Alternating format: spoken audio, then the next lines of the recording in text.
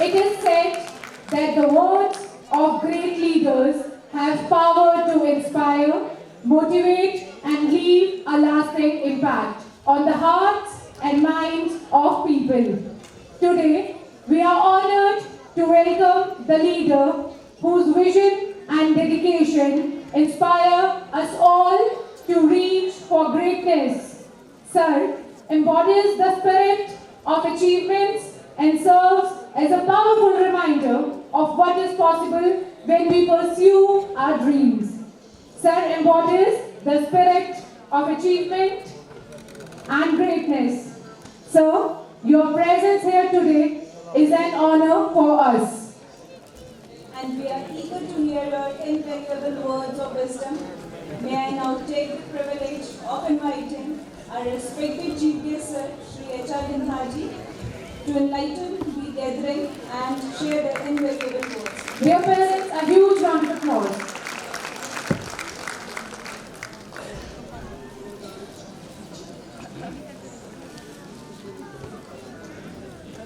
Most respected Navy intellectual elite, parents, faculty members, dear students, Chaplet Hall, Madam Principal Ninder Vora जी, बड़ा अच्छा programme था। हर घर में बच्चों ने खूब धूम मचाई होगी। फॉर द लास्ट 15 डेज मेरा ख्याल है रोज डांस सुने होंगे, गाने सुने होंगे। इसमें कितनी उनकी इन्वेस्टमेंट है। तैयारी आराम से ऐसे नहीं कि नाच के चले जाएंगे। मुझे याद है, आप भी हैरान होंगे, एक पिक्चर थी मुगल आजम,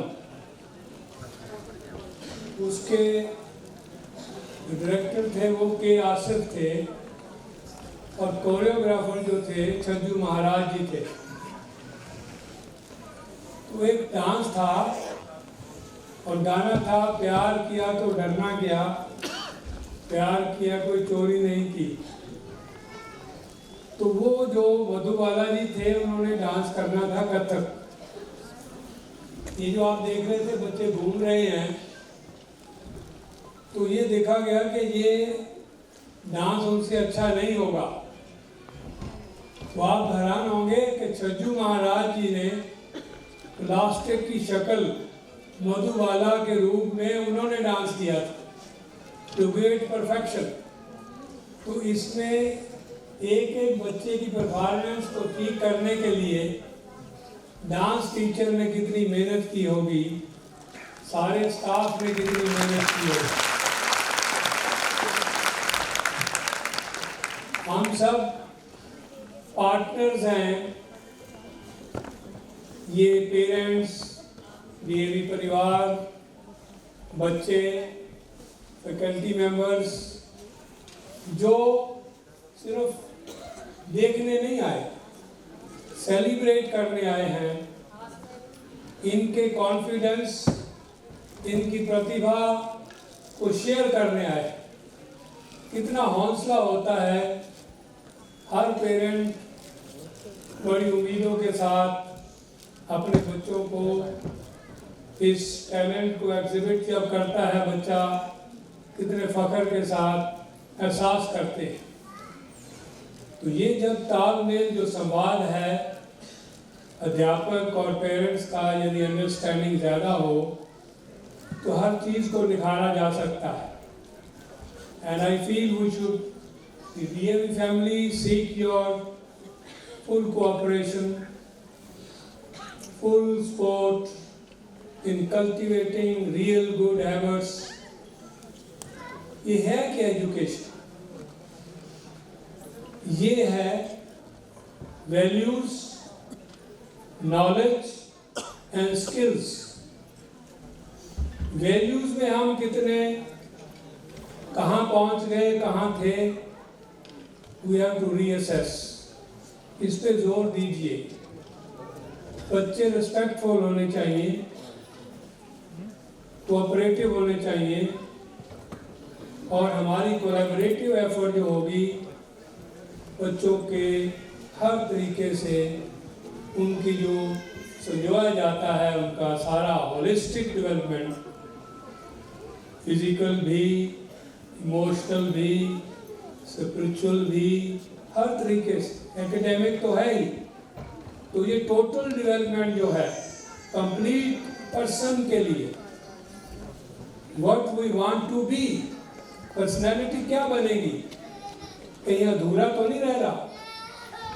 आप देखिए कि एटीट्यूड जो है, जो बिहेवियर है, अभी कैम्ब्रिज यूनिवर्सिटी में जो सिलेक्शन की गई अध्यापकों की, तो उसमें 85% मार्क्स जो थे वो बिहेवियरल थे। बिहेवियर के 15% सिर्फ एजुकेशनल एकेडमिक 15%। बिहेवियर क्या है?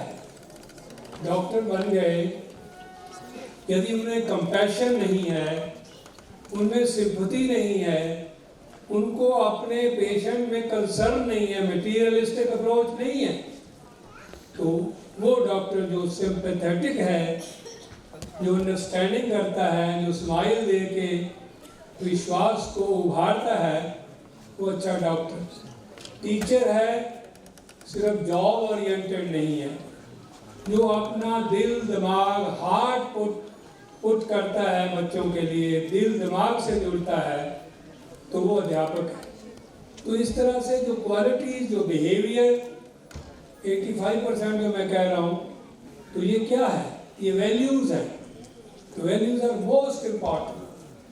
ये आदमी को सफल बनाने में, उसको खुश रखने में, उसको पीसफुल रखने में, हार्मनी रहती है नेचर के साथ, क्लाइमेट के साथ, लोगों के साथ।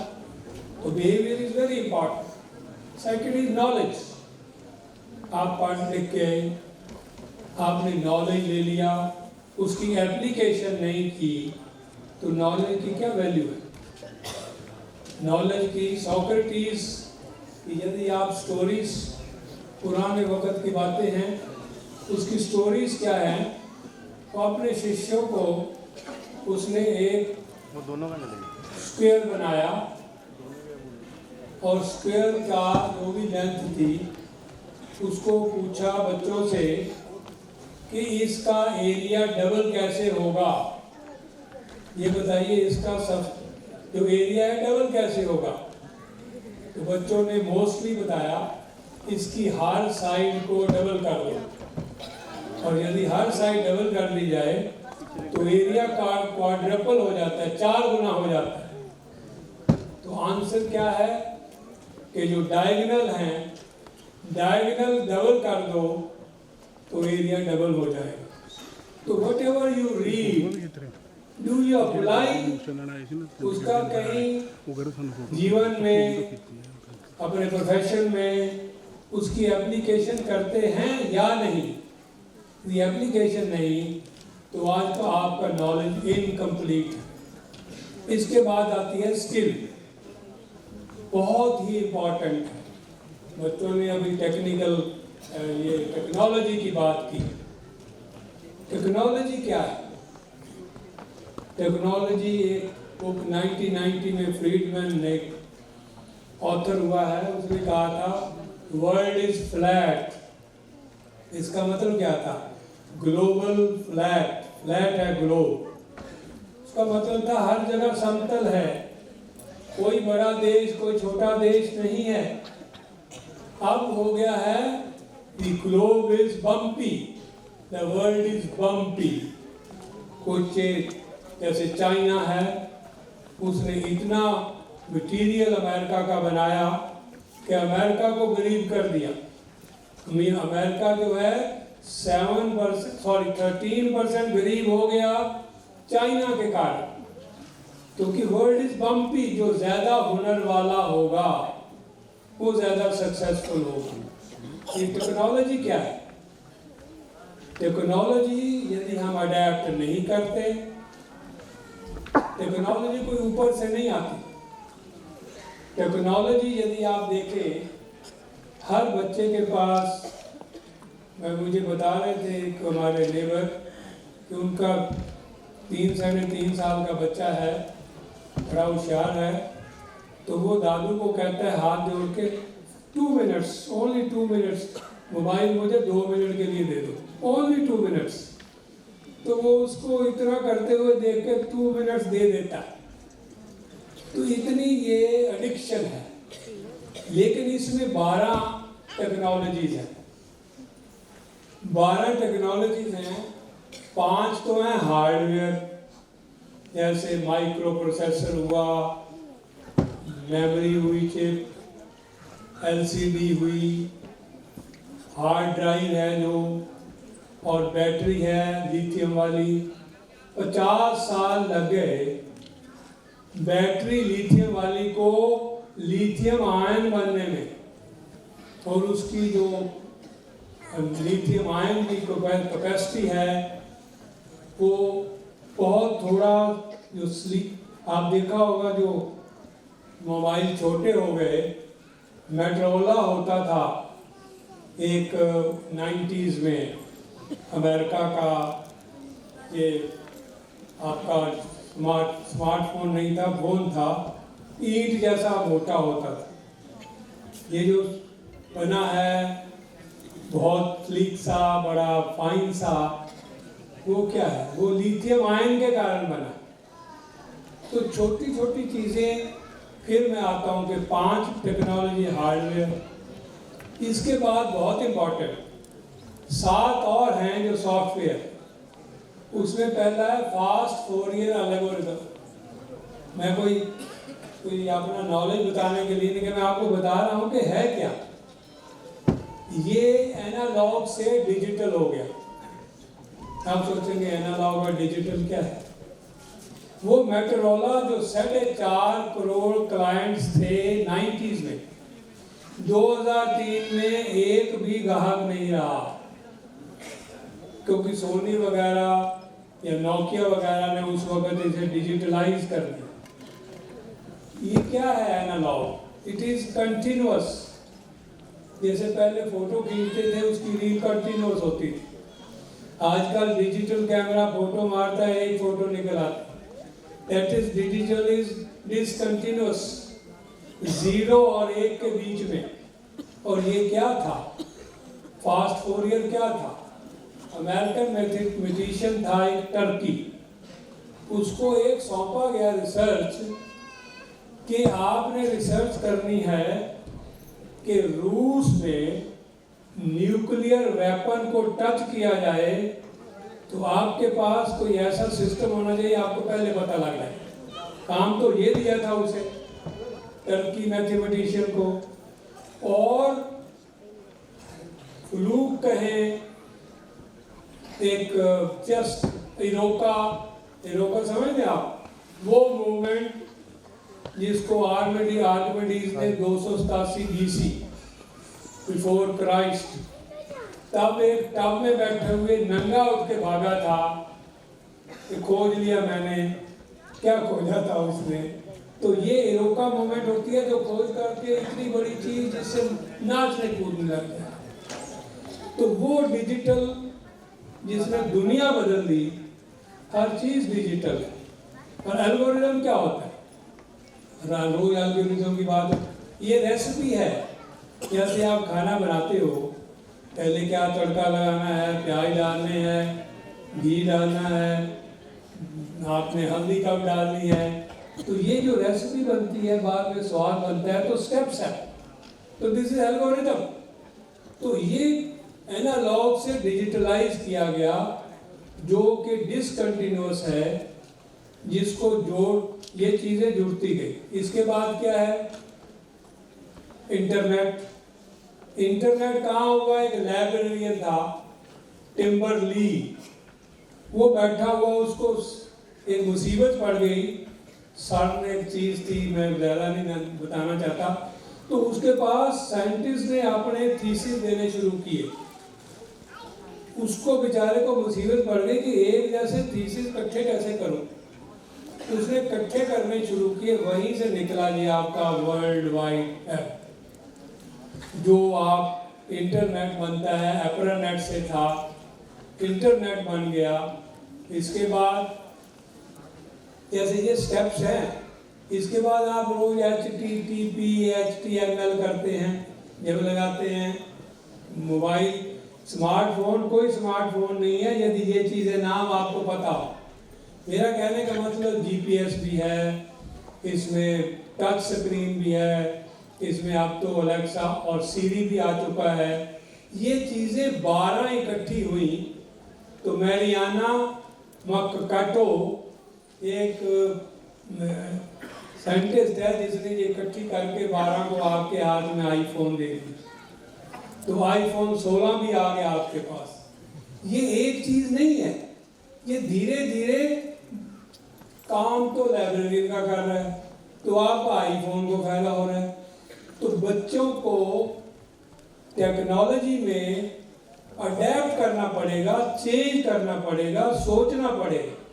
ये सोच है सिर्फ, हम स्टेटस को में रहते हैं कि हमें तो सॉल्यूशन बता दो तो क्वेश्चन करेंगे, एक मुश्किल क्वेश्चन आ गया तो नहीं आता, इसकी हेल्प चाहिए, यही फंसना चाहिए। यदि आप चैलेंजेस लेंगे तो अपॉर्चुनिटीज मिलेंगी। टीचर्स को भी, टीचर्स का क्लासरूम जो है, बच्चों का जो क्लासरूम ये बता रहे थे, तो कॉन्सेप्ट है ये, आपका बच्चों का क्लासरूम आप वर्ल्ड है, और उसका लेसन जो है वो जो लेसन है उनका एक्सपीरियंस है। कोई बच्चा भी कुछ कर सकता है, कोई भी बड़ी से बड़ी चीज कर सकता। अब देखिए हुआ क्या, क्या हो क्या रहा है, कौन कर रहा है ये रिसर्च? ये रिसर्चेस जो की हैं, ये इनको ये काम नहीं दिए गए थे। जो इतनी बड़ी आईफोन जिसने पागल कर दिया सबको, या कंप्यूटर, हमारे वक्त 1971 मुझे पता है कि हमने CDC 6600 एक कंप्यूटर था, 15 बाई या 20 बाई 20 के कमरे में आता था, ठक ठक करता था, पंच करता था। वही हमारे को मुसीबत में डाल दिया कि हम सारा सारा दिन बैठे रहते थे, कभी बिजली चली जाती थी। तो अब वो एक 20 बाई 20 का स्ट्रक्चर आपके स्मार्टफोन से कम काम करता था। थोड़ी थोड़ी चीज़ें इसी तरह बढ़ती हुई आगे जाती हैं।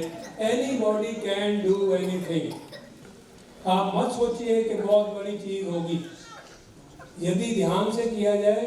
हम उसमें आप देखो दुबई जाते हैं, दुबई में क्या देखते हैं जी, वो खलीफा, बुर्ज खलीफा 163 स्टोरी, पहले होता था वर्ल्ड ट्रेड सेंटर 110 स्टोरी।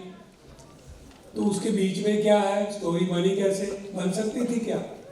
यदि एलिवेटर ना होते, यदि ये एयर कंडीशनिंग ना होती, तीसरा यदि LED ना होती जो बता रहा है स्टोरी कौन सी है, पता लगता आपको? ये छोटी छोटी चीजें इकट्ठी होकर कोई चीज पता लगती है। हर चीज की कंट्रीब्यूशन है। अब LED क्या है, आपका बल्ब जो है, इसके बाद इनकैंडेसेंट ट्यूब आ गई, इसने क्या किया, थोड़ी थोड़ी चीजें ऐड होती रही, हम वो चीजें को एक्सेप्ट कर लेते कि LED आया, LED से क्या डायोड है इसमें, क्या चीज है इसमें। यदि इसका इंटरेस्ट नहीं लेंगे, मैंने आईफोन के डिटेल क्यों बताए, इसलिए बताए हैं कि सोचे है क्या, इसी से ही कुछ निकल सकता है। आप if you start thinking deeply, आपको पता है AI क्या है, व्हाट इज AI? ये success of our actions to achieve the objective. यदि वो ऑब्जेक्टिव अचीव नहीं होता तो AI काम नहीं करती।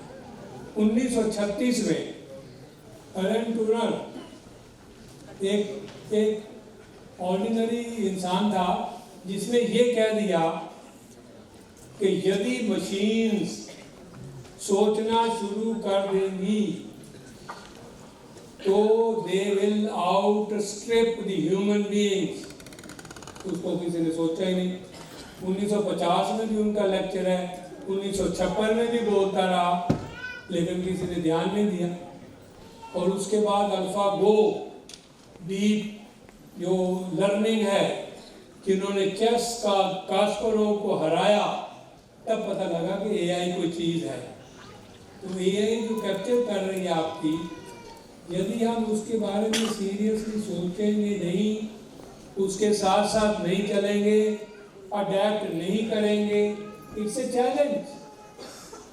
आप देखिए चाइना क्या है, चाइना अपॉर्चुनिटीज को देख रहा है, और हम किस चीज़ को देख रहे हैं कि कौन सी सब्सिडीज मिलेंगी हमें, कौन सी वो पॉपुलिस्ट अप्रोचेस, क्या कुछ हमें फालतू मिलेगा, पूरी रबड़ी मिलेगी। आप जब भी अभी जैकब एक इकोनॉमिस्ट हुए हैं, उसने कहा है कि 10 सालों में इस तरह की पॉपुलिस्ट अप्रोचेस के कारण इकोनॉमी 15% डाउन हो गई। When we believe not to challenge the challenges, when we do not seek the opportunities, when we do not adopt opportunity आती है तो डरते हैं, इनर्शिया है, हम हौसला ही नहीं करते। अनसर्टन वर्ल्ड है ये, वुका वॉटरटाइल, अनसर्टन, कॉम्प्लेक्स एंड एम्बिगुअस। संसार जो आज पढ़ रहा है बच्चा, 10 साल बाद ये यूजलेस चीज बनेगी जो अब पढ़ा रहे हैं तब तक। Why we differ with our children? They are raised in this technology world. They are raised in this tech world, जो हमारे वक्त नहीं था, हमें नहीं पता था ये टेक्नोलॉजी। उनकी थिंकिंग इसके साथ जुड़ी हुई है, हम उनके साथ जनरेशन गैप के कारण उनको रोकते हैं। तो मैंने ये आपको कहा कि class is a world, jump करिए, डिफरेंटली सोचिए, स्टेटस को नहीं तो उसी में फंसे रहे। लेसन क्या है, लेसन से परे हट के जो मुश्किल चीजें हैं बच्चों को कहो ये कर, सपोर्ट करिए उनको, नई चीजों के लिए सपोर्ट करिए। Let them have the imagination, जो पर लगने हैं उनको उड़ाने लेने दो। अब क्या चीज करनी चाहिए, सहयोग, संवाद, हम आपस में मिलें, सोचें क्या अच्छा हो सकता है, चैलेंज करिए हमें भी कि ये लाइए, ये लाओ, वहाँ अच्छा हो रहा है, लेट्स कम्पीट फॉर दैट। इस तरह का कंपटीशन हो कि बेस्ट कब पहुँचना है, गुड से बेटर से बेस्ट कैसे बनाना है। ये सब आपके, ये बच्चों में टैलेंट है, दे आर वेरी स्मॉल। अब हमें खुशी है कि जब ये चैलेंज आया, नई प्रिंसिपल आई, तो हम एफिलिएशन नहीं मिल रही थी, हमें रिजेक्शन आ गई, हम शेयर भी नहीं कर सकते थे, रिजेक्ट हो गया। She insisted on it, she immersed in this, सबके सहयोग से, ये मैनेजर मैडम से और वाइस चेयरमैन सर हैं, सारी एलएमसी है, बार बार मिलजुल कर वी कुड गेट इट। तो ये एक चैलेंज था, तो हमने कहा ये जरूर होना चाहिए। तो जब तक चैलेंज नहीं लेंगे, जब तक एंड राइट एक्सेप्टेंस होनी चाहिए। आप एक्सेप्ट ही नहीं करते कोई चीज़ आपको आपके फायदे की नहीं है। एक्सेप्ट डिफिकल्ट थिंग्स, एक्सेप्ट कीजिए। जब तक एक्सेप्टेंस नहीं होगी तो नफरत चलेगी, अलगवाद होगा, जातिवाद का भी अलग हो सकता है, सोच अलग हो सकती है। और ये जो डिजिटल डिवाइड है, अब देखिए कितना फर्क डाल देगा ये। जिनके पास ये स्मार्टफोन नहीं है वो बच्चे कहाँ जाएंगे। शेयर्ड प्रॉस्पेरिटी, वर्ल्ड अनसर्टेन है, शेयर्ड प्रॉस्पेरिटी नहीं है। अब बहुत ज़्यादा फर्क, पहले अमेरिका में 50-60 साल पहले 1% लोगों के पास 20% पावर होती थी, इकोनॉमी होती थी। अब वही बढ़कर 37% हो गई, यानी गैप बढ़ रही है। जो एक दूसरे के साथ जो एक हम सकते हैं कि भाई गरीबी बढ़ रही है, कुछ लोग अमीर हो रहे हैं, ये डिफरेंट, ये डिवाइड बढ़ रहा है। Let's work on this. जहाँ एक खुशी हो, जहाँ एक अच्छाई हो। मेरा टाइम बता रहे हैं ये ना हो, बेचारे बंदे बैठे हैं, बच्चों को साथ लेके जाना है। But my only wish is, my only effort is that we get along, we should cooperate, collaborate, oneness, ownership. School आपका है, बच्चे हमारे हैं, ये समझिए। We are ये चीज बजाय इसके दूसरी क्लैपिंग शुरू हो जाए। I heartily value your presence। बच्चों को बहुत बहुत आशीर्वाद, ब्लेसिंग्स। टीचर्स जिन्होंने इतनी मेहनत की है, they deserve kudos and congratulations। And the best is the principal who is showing the light। Thank you so much।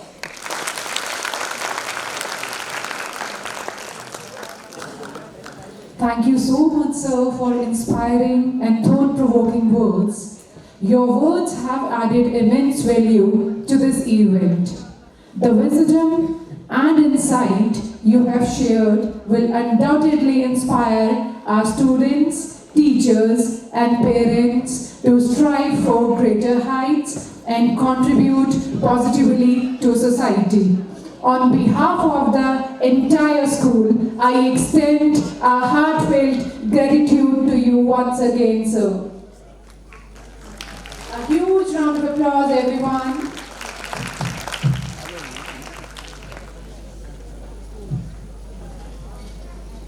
No matter how far we wander, to lands near or wide, across oceans and mountains, with the world as our guide. Yet deep in our hearts, one truth always remains. India is unmatched, it forever sustains. From the Mexican to hip-hop dance, we have traveled so far on the globe. But Sagar, is there any region which can take the place of our nation? Of course not, Rakshi. We know that even if we wander around the world, the global hearts, our home is always the best. Yes, no matter how far we travel or to how good destination we travel, East or west, our India is the best. And today, let's travel to a vibrant place in India, which always mesmerizes everyone's hearts. We're talking about Punjab.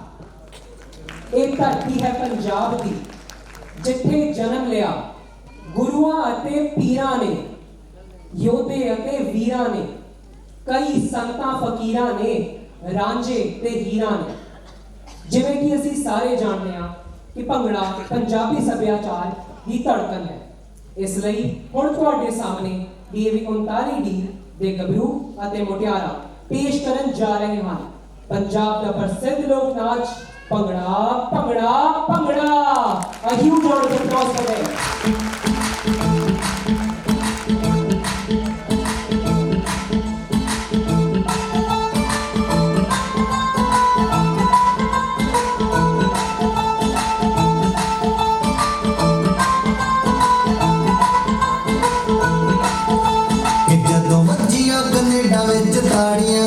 सुन नहीं अमरीका वाले आड़ियां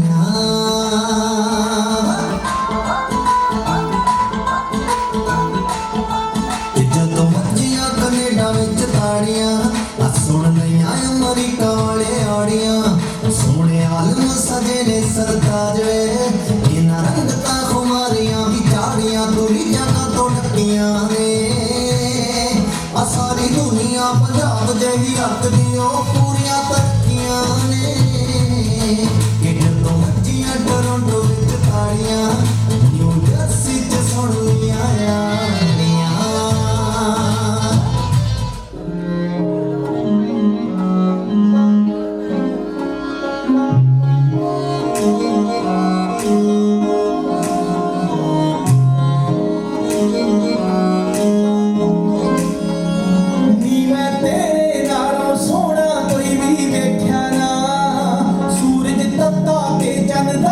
तारे पत्थर ने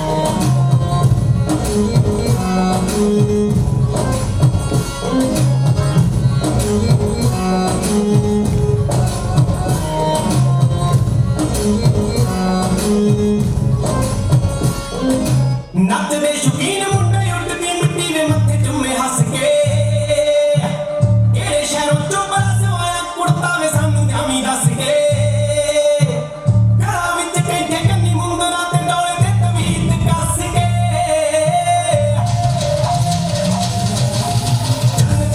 उड़ पे मोर भंगड़े के लोकी कहने हस के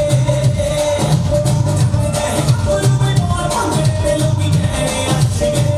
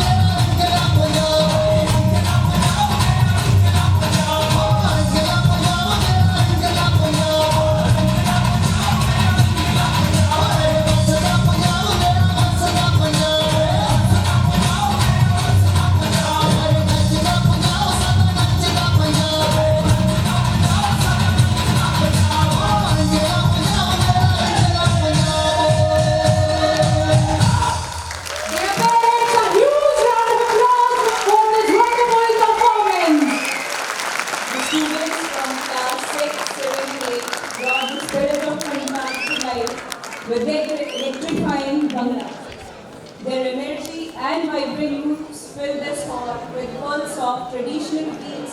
Let's give them a huge round of applause. As we come to the conclusion of this wonderful evening, let us all rise and honor our nation by singing the national anthem. Dear parents, I kindly request everyone to stand in respect.